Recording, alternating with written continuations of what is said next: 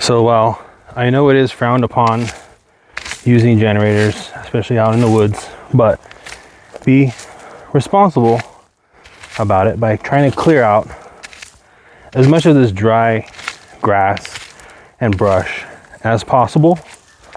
I'm gonna get me a little tiny, or maybe some kind of fold up or packable rake of sorts that'll help me do this a lot better. So it's just another precaution that you can take. That way, you know, you can do everything that you can while using this kind of equipment to kind of ensure that you don't have some kind of spark or flame or cause some kind of wildfire.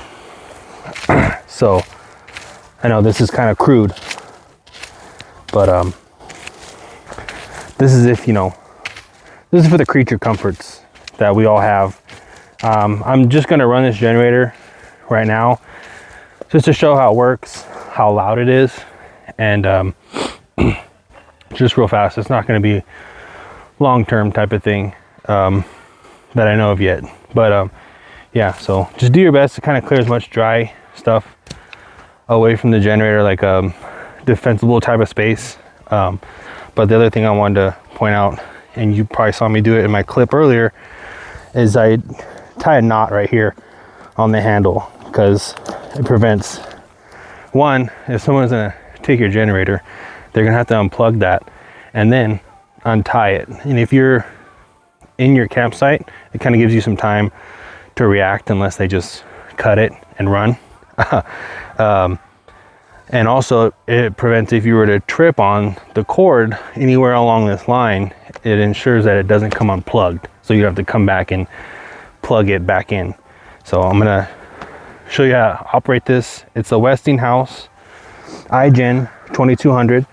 It's an inverter generator, so it's pretty quiet versus the regular generators, and they're safer for electronics and other things. So you do have to have, there is an oil break-in process that's kind of time consuming, but I ensure that you do that. Ensure that you do that before you take this out for heavy use. And then it involves running it for an hour with oil, the provided oil. You have to buy some more oil when you're going to do the break-in process, because you're going to swap it out a few times. So you run it for an hour with the oil provided, drain the oil, add new oil, run it again, and then drain the oil, and then run it again with like at least 500 watts load, and then drain the oil again, and then put new oil in, and you should be good. If that's the way I'm remembering it correctly. So anyways, to start the Westinghouse generator, there's a vent here on top of the oil, or I'm sorry, the gas cap. So after you fill this with gas, it holds about, I think, 1.2, about a gallon of gas. So you have to turn this from off to on, and it vents. It has to have this venting. That's what that twist is for. And then make sure it's off of eco mode before you start it. And then you're gonna take this knob here that's in a 12 o'clock position, and you're gonna switch it over here to the right, all the way here to choke. And then this is a really easy starting generator. It takes like one pull, and you'll see right now. I'm not even gonna pull it that hard. See that? Now give it 5 seconds before you switch it over to run. And that's going to be this middle icon here.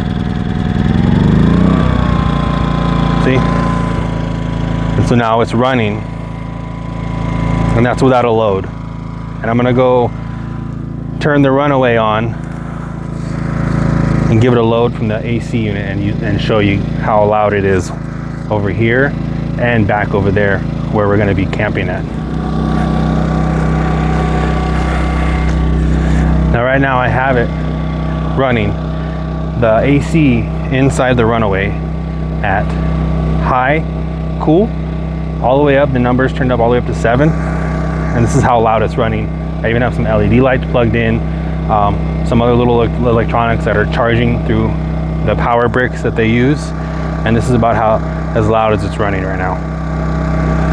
And if you look at it closely, you can kind of see it wobbling a little bit.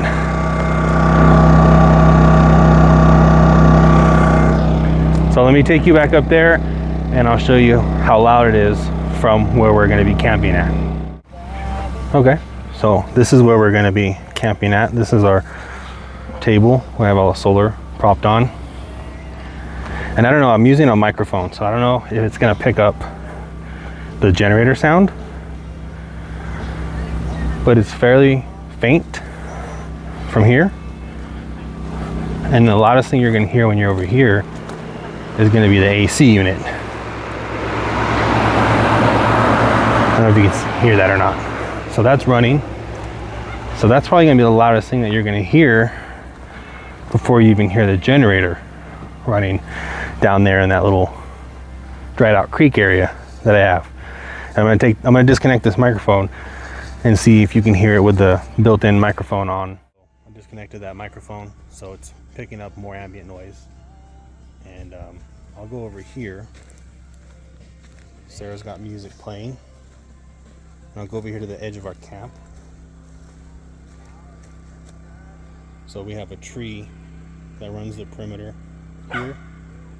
And then that's the generator down there. I may be 45, 50 feet from it, maybe 30. I'm not good at estimating distance, but just walking along here, you can see if you can hear it running. Dogs barking, hey. Quiet. From here, this side of the Runaway. And then here's the AC running.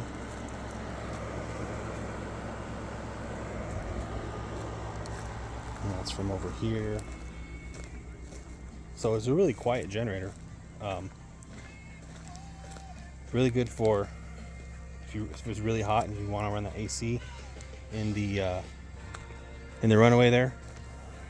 It works great. I'm probably gonna pop in because it's getting kind of humid and hot right now. But yeah, that generator is whisper quiet. They say it's about as loud as two people talking. You know, general regular volume conversation. So I don't know. You be the judge. I'll review the video and see if you can tell a difference. But that's it down there. The Westinghouse iGen2200. So real quick on that, it runs 1800 watts continuous, and then the 2200 is the 2200 peak watts that it can spike up to if it needs to. So it might peter out after if that's continuously running at that wattage. But yeah, so that should be able to run maybe a lower wattage air fryer.